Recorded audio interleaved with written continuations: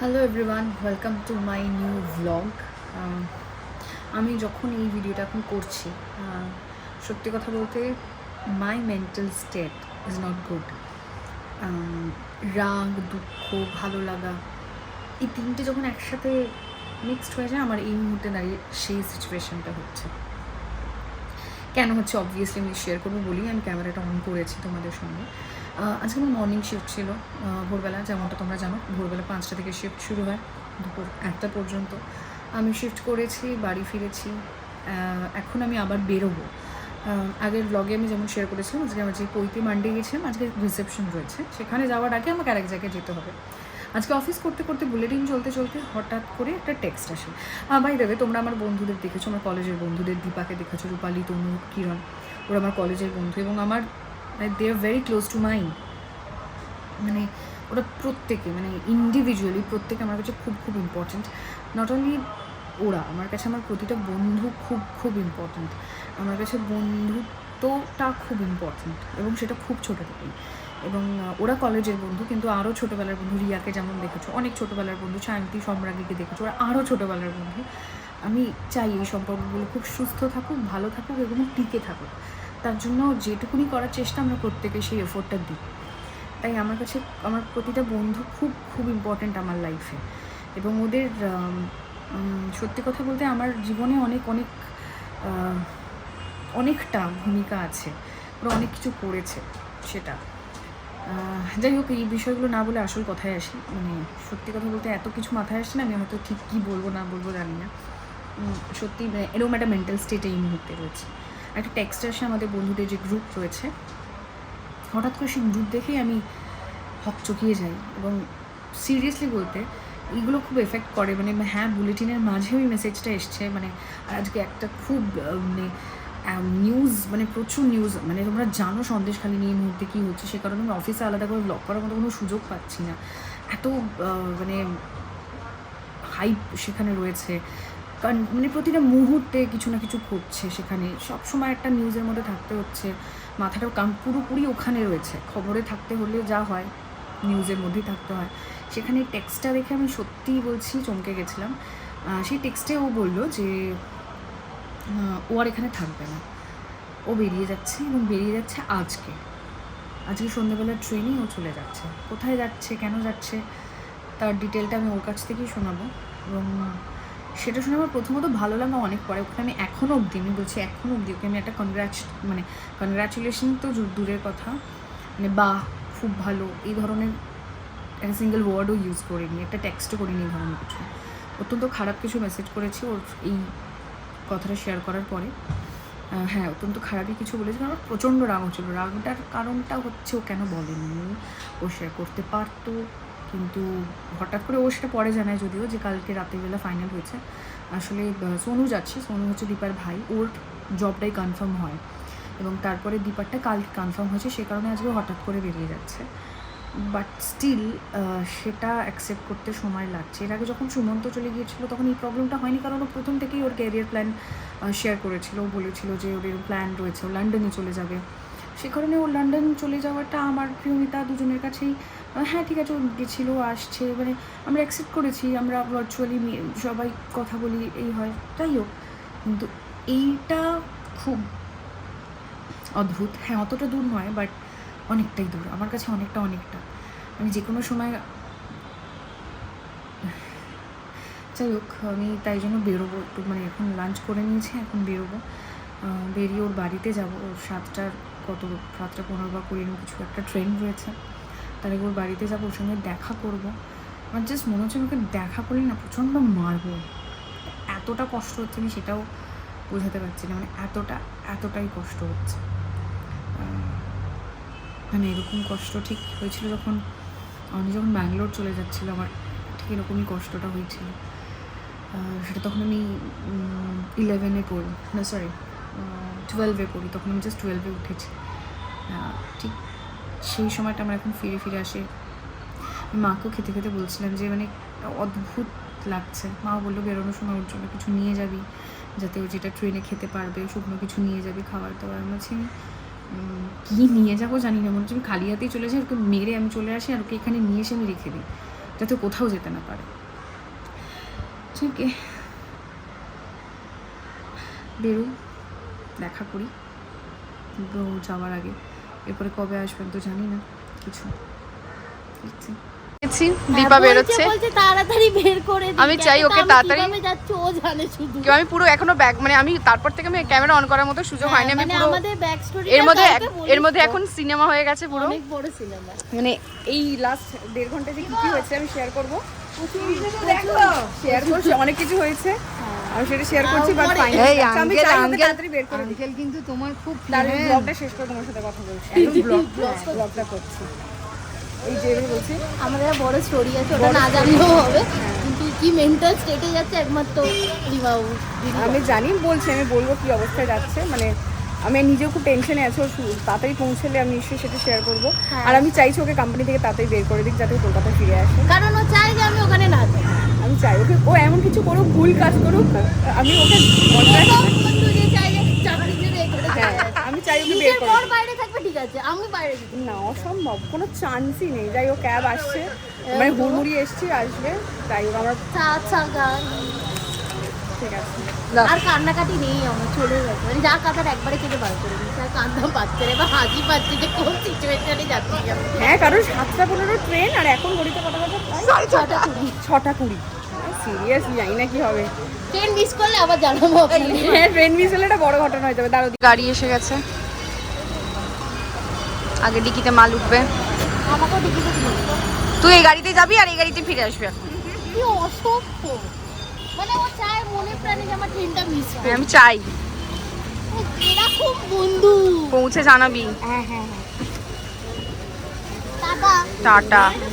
এরা ভিডিও কলে ব্লগ ভাল লাগছে না, যাই হোক ইয়ে করো, কাকু কাকিমা ওঠো, ওটো ওটো ওটো, দেরি করো না, ট্রেনে অলরেডি লেট হয়ে গেছে। চল টাটা টাটা টাটা টাটা। সাবধানে থাকবি। ভালো থাকবি সোনু, সাবধানে থাকবি, দুজনের খেয়াল রাখবি, আর মারপিট করবি না, ঝগড়া করবি না। চলো টাটা টাটা টাটা।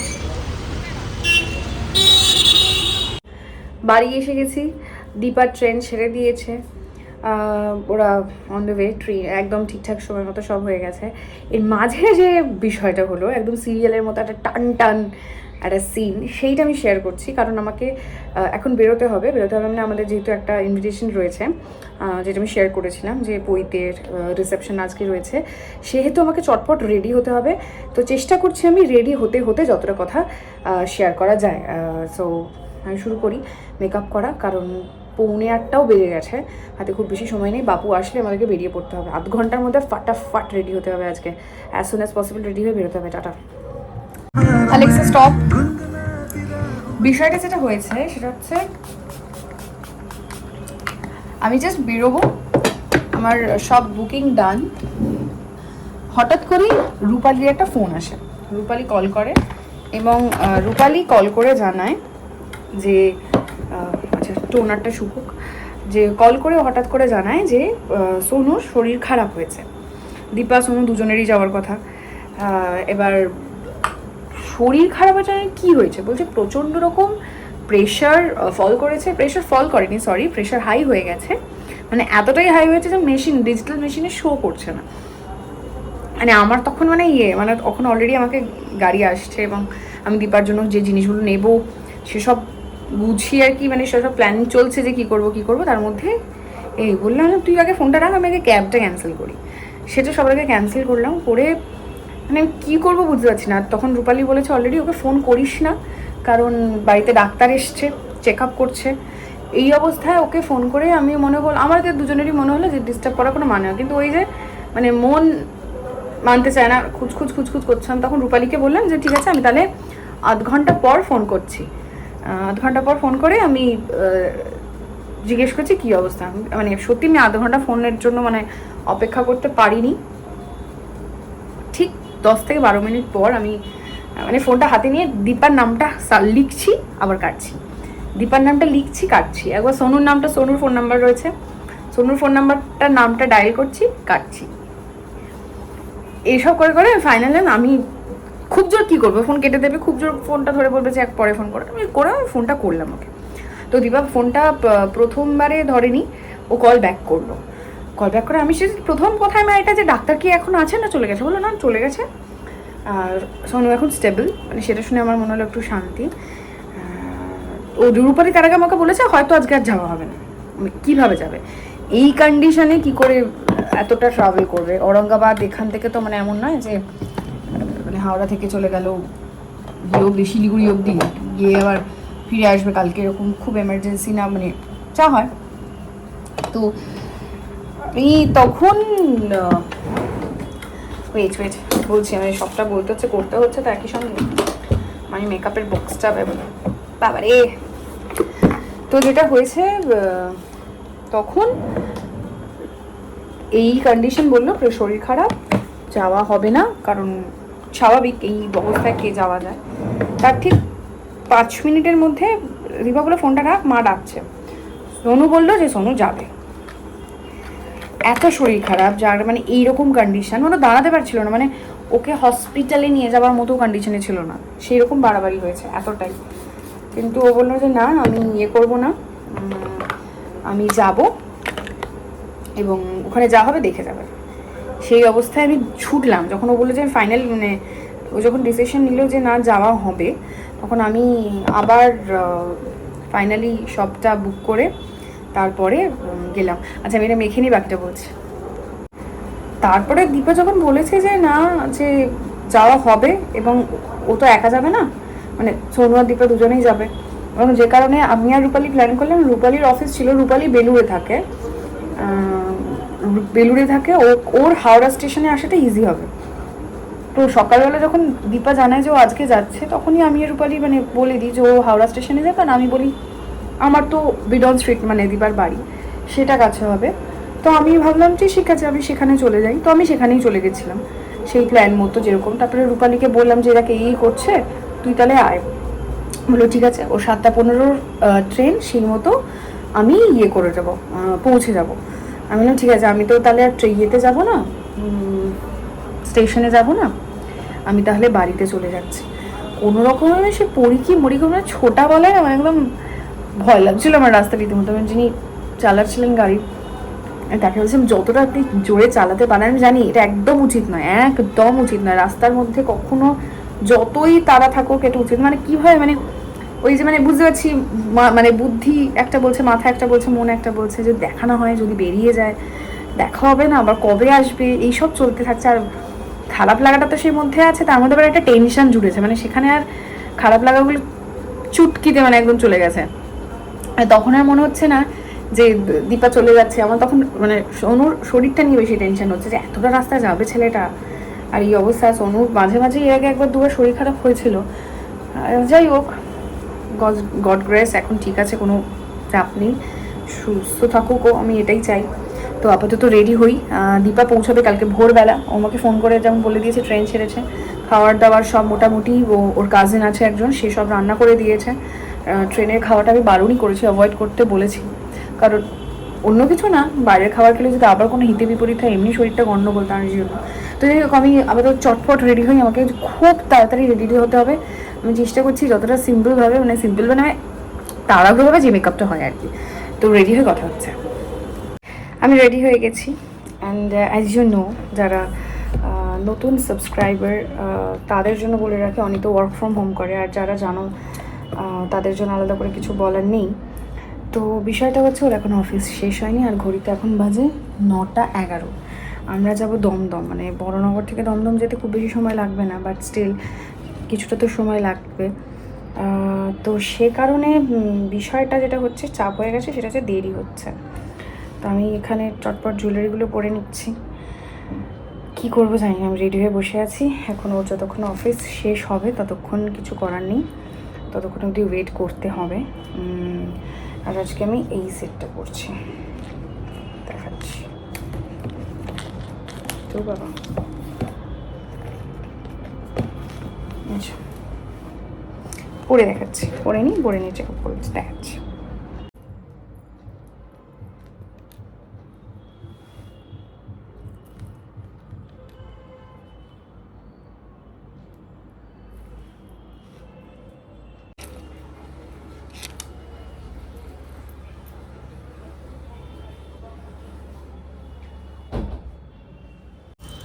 সো এই হচ্ছে আমার আজকের ফাইনাল লুক। ফাইনালি অনেক রেডি হয়েছে। 9:26 বাজে, আর 3-4 মিনিটে গাড়ি আসবে, মানে 9:30টায় বেরোবো, হয়তো 9:45-10টা নাগাদ পৌঁছবো। তারপরে বাড়ি আসবো। অফিসের প্রচণ্ড চাপ ওর, সেই কারণে যাওয়া হয় আর কি, বেরোই আগে। বেশ কিছুক্ষণ হয়েছে এসে গেছি। এই যে স্টার্টার খাচ্ছি, মার মুখ ভর্তি স্টার্টার। এই যে এটা ফিশ ফিঙ্গার খাওয়া হচ্ছে। তারপরে আমরা যাবো উপরে, সেখানে ম্যাঙ্গোস, এই যে এখানে উনি, আর ওখানে বাপু। একটু পরে খেয়ে দে, তারপরে আমরা এখন আমরা খেতে বসে গেছি। এই যে আমরা এদিকে, আর বাপু আর মা ওইদিকে বসেছে অনেকক্ষণ পর। আর মেনু কি কি দেখাচ্ছি। এই হচ্ছে মেনু আজকে।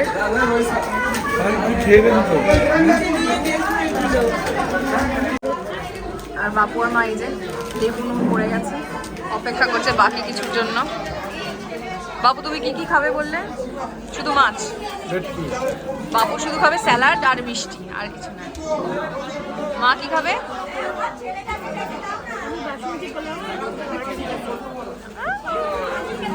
বাসন্তী পোলাও। তুই? কচুরি। হ্যাঁ, কচুরি। ওর জীবনটা কচুরি দিয়ে শুরু, কচুরি দিয়ে শেষ। আমরা সব কিছুই দেখা যায়। বাড়ি এসে গেছি, এবার ফ্রেশ হবো। অলরেডি ইয়াররিং খুলে রেখে দিয়েছি, যেটা আমি বাড়িতে এসে সবার আগে করি। আমি হেভি রিং কখনোই খুব একটা রাখতে পারি না, খুব একটা হেভি নয়, বাট ঠিক আছে। আর মিক্সড, একদম মিক্সচারওয়ালা দিন গেল আজকে। যাই হোক, ফ্রেশ হই, ঘুমাই। কালকে আবার অফিস রয়েছে, তো জিমে যাওয়ার প্ল্যান তো রয়েছে, কিন্তু সকালবেলা কতটা উঠতে পারবো আমরা, এটাই হচ্ছে একটা বড় ব্যাপার। তো উঠতে পারলে তো ভালো। ওর এখন আজকে অফিসে প্রচণ্ড একটা টায়ারিং দিয়ে গেছে, সেখানে আজকে ও কতটা সকালবেলা উঠতে পারবে এত কিছুর পরে, সেটা দেখার বিষয়। এনিওয়েজ, ব্লগটা ভালো লাগলে তাহলে প্লিজ জানিও। আজকে প্রচুর খাওয়া দাওয়া হয়েছে, চিট ডে আজকে আমার, ঠিক আছে? একটু তো অকেশনে তো চিট ডে হতেই পারে।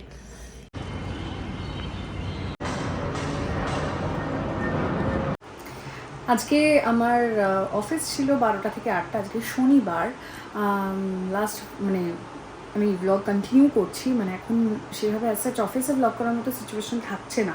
তার সবথেকে বড় কারণটা হচ্ছে খবর। প্রেশার তো সবসময় আমাদের থাকে, সেটা আলাদা করে কিছু থাকে না, কিন্তু অনেকটা সময় কিছু খবর থাকে যেটার মধ্যে পুরোপুরি থাকতে হয়। সন্দেশখালি হচ্ছে তার মধ্যে অন্যতম। স্বাভাবিক, ইলেকশন আসছে, নেক্সট উইক থেকে আউটডোর শুরু হয়ে যাবে, তার একটা প্রেশার। সুতরাং এই মুহূর্তেরই একটা যা হয়, এটা আমরা কাজের মধ্যেই আছি। বাট যেটা আমরা যারা এই প্রফেশনে রয়েছি তারা খুব খুব এনজয় করি। মানে আমরা খবরটার, মানে এই সময় এত খবর হচ্ছে, এটার কিন্তু একবারের জন্য আমাদের মনে হচ্ছে না কেন হচ্ছে, খারাপ লাগছে, মানে এইসব আসে না। খবর হলে, কোনো বড় খবর হলে সেই খবরে কেন কি হচ্ছে সেটার মধ্যে আমরা কমপ্লিটলি ঢুকে যাই। সে কারণে আমাদের মাথায় তখন সেটা ছাড়া আর কিচ্ছু থাকে না। ভ্লগ করার মতো সুযোগ তো অনেক দূরের কথা। যাই হোক, বাড়ি এসছি, আর আজকে আমি এখনও ঢুকে ব্লগ করতে পারিনি, কারণ মা আর বাপু বেরিয়ে গেল হাওড়ায় গেল। মানে আমি লাস্ট ব্লগে, বা লাস্ট ব্লগ না, তার কিছু আগে ব্লগ বলেছিলাম যে আমাদের বিয়ে কিন্তু মানে অনেক সাইড থেকে আর কি হাওড়া থেকে হয়েছে, মানে যেটা ওদের আদি বাড়ি, যেখানে বাপু বড় হয়েছে, যেখানে মা বড় হয়েছে, সেখান থেকে, মানে হাওড়ার মাজু, জায়গাটার নাম গোবিন্দপুর মাজু। তো সেখানেই যাওয়া হচ্ছে। হ্যাঁ, আমরাও যাব ফাইনালি। বিয়ের পর প্রথমবার যাব আমরা। কালকে যাব, মা বাপু আজকে রাতেই বেরিয়ে গেল। গাড়ি এসেছিলো ওখান থেকেই নিতে মা বাপুকে, তাই জন্য গাড়ি এখানে আমাদের রাখা থাকে না। এখানে গ্যারেজের একটা বিশাল প্রবলেম, সে কারণে আমাদের ওখানে গ্যারেজ রয়েছে, মানে মাজুতে বাড়ির সামনে, সেখানে গ্যারেজে গাড়ি রাখা থাকে। সেখান থেকেই গাড়ি আসছিলো, আবার ওখানেই নিয়ে চলে যাবে। তো ওরা বেরোলো, সেই কারণে সব জিনিসপত্র তুলে দেওয়া, সব গুছিয়ে বেরোলো। আমরা এবার যাব ছোটো মাসির বাড়িতে, কারণ আজকে ছোটো মাসির বাড়িতে একটা স্পেশাল ডিশ, সেটা অনেক খুব ফেভারিট, সেটা রান্না হচ্ছে। তো বললো বাড়িতে আর মানে দিয়ে আসতে হবে না, গিয়েই খাওয়া হবে। তো সে কারণে আমরা যাচ্ছি। কালকে আবার আর্লি মর্নিং রয়েছে, অফিস থেকে ডিরেক্ট পৌঁছবো হচ্ছে মাজুতে, সেরকমই প্ল্যান। তাই আমাকে ওই ট্যুরটাকে একটু গুছিয়ে নিতে হবে। আবার কালকে মর্নিং অফিসও রয়েছে, সবটা করতে হবে। বাট আমার ভীষণ একটা ভিতর থেকে ভালো লাগা এই মুহূর্তে কাজ করছে, আনন্দ হচ্ছে প্রচণ্ড যে ফাইনালি মাজু যাচ্ছি বিয়ের পর। অবশ্যই তোমাদেরকে সেই বাড়িটাও দেখাবো। আমার ভীষণ টানি জায়গাটা, এত সুন্দর, এত চারপাশটা এত সুন্দর। যাই হোক, যাই এবার, নইলে দেরি হয়ে যাবে। এসেই দেখি ওঠে আর না, এসে দেখি বোন শুয়ে আছে। এগুলো নিয়ে নে, খাবার নিয়ে নে, সব নিয়ে যা। কিটক্যাটটা এখনো আছে, নিয়ে নে তো। না মেরে দেবো। নিজে তো কিছু কিনে আনে না, আর এসব করে ও বাড়িতে এসে। এনেছি দেখ, যাবো কি এনেছি দেখ, কি এনেছিস? এনেছি দেখ না। কিছু আনেনি ও। হ্যাঁ খাবো। আরে নিও না, কেন কিটক্যাটটা নিচ্ছ? ওইটা নাও না যেটা না এটা আমি খাবো না, আমি মিষ্টি খাবো না। এটা এক যেটা প্যাকেট দিয়েছে সেটা নাও না। কোনটা? আমার কিটক্যাটটা কেন শেষ করছো? আমি কিটক্যাটটা তোকে দিয়েছে তো, হ্যাঁ কিটক্যাটটা আমার। তোকে বিস্কিটটাও তো দিয়েছে। বিস্কিটটা দিয়েছে, ওই তোকে যেটা আমুলে দিয়েছে সেটা নিয়ে যা না ভাই। এটা দিয়েছে আমাকে, এটা আমাকে দিয়েছে জানিস তো। ওই জানাইনি তো বলো। পাগল নাকি, দিদি নিজের হাতে দিয়েছে। তাহলে একটা বিস্কুটও দিয়েছে। না এটা আমাকে সমু দিয়েছে কিন্তু আমি এটা খাবো না, আমার তাহলে এটা কিটক্যাটটা নিয়ে যাই। না এটা বেশি পছন্দের। না, আরে। কিটক্যাট আমি আনতে বলেছিলাম তাই এনেছি। কি ঝামেলা? ও তুই যেমন ওকে বলিয়ে না। কি রে বাসে রাখিস না এগুলো কিছু, কি তোকে এগুলো দেওয়াই উচিত নয়। ওকে বলিয়ে আনায়। এসেছি ছোট মাসির কাছে, আমরা খেতে বসে গেছি। এই যে মাসি খাওয়া সার্ভ করছে, এই যে পিছনে হান্টু আজকে আর বেশি- একজন এখানে আজকে বেশি বেশি খাওয়াবো। সেদিনকে কম হয়েছিল বলছিল না, আজকে পুরো হাঁড়ি দিয়ে দেবো। এই যে খেতে বসে গেছি আমরা। আগের দিন যেহেতু বাড়িতে গেছিল তাই তো কোয়ান্টিটি, খাবে? বাস এটা কয়েকটা। এ তো সবে শুরু। তুমিও চারটে, আমি 4টি শেষ, দাদু ভাই পাঁচ। ওরটা 5টা না, ওর 12 13 14 হয়ে যাবে বোধ হয়। খেইনি হাত দাও, ওই হাতটা, ওই হাতটা। আমি কিন্তু মেরে দেবো না, কিছু ভয়ঙ্কর কিছু হয়। আরে দাও না, দাও। এই যে মাসি বলছে কামড়ে দে। না না কামড়াবে না। কামড়াবে না, বন্ধ করে দাও। ধরো, এবার খোলো। ও মা কি সুন্দর, খুলে দে খুলে দে। সিঁদুর পড়তো। ও মা কি সুন্দর সিঁদুর কৌটোটা। এটা আমি একটা জায়গায় রেখি। ওটা ওরকমই। এটা কোথায় রাখবো? এইটা এইটা হেবি দেখতে রে। দারুণ দেখতে। এটা দেখা। এই যে এটা ভিতরের জায়গাটা আর এটাই রাখবো। এইটা কচুরি। হাঙর। আঙুর না আঙুর, কি সুন্দর হয়েছে, থ্যাংক ইউ। যে কামড়াবে না। বুক অফ ওয়ার্ল্ড রেকর্ডে যদি কোনোদিন রোগার কিছু কম্পিটিশন থাকে তাহলে জানাবেন। একদম। আর মোটা আমরা- কম্পিটিশন হলে আর মোটাটার হলে এইটাকে জানাবেন। দুই বোন দুদিকে নাম লেখাবে। মোটি মোটি। মুটি না, তুমি মোটি, আমি রোগ। শুটকি। শ্যাওড়া মাছের টাটা। লাস্ট ব্লগটা এন্ড করা হয়নি তাই ব্লগটা এন্ড করছি এখন। অন দ্য ওয়ে টু মাজু, বাকিটা থাকছে পরের ব্লগে।